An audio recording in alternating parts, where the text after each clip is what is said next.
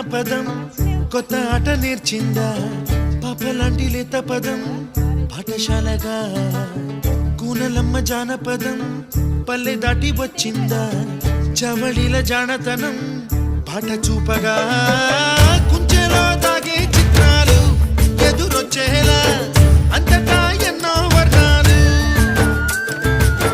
మంచులో దాగే చైత్రాలు బదులిచ్చేలా ఇంతలా ఏవో రాగాలు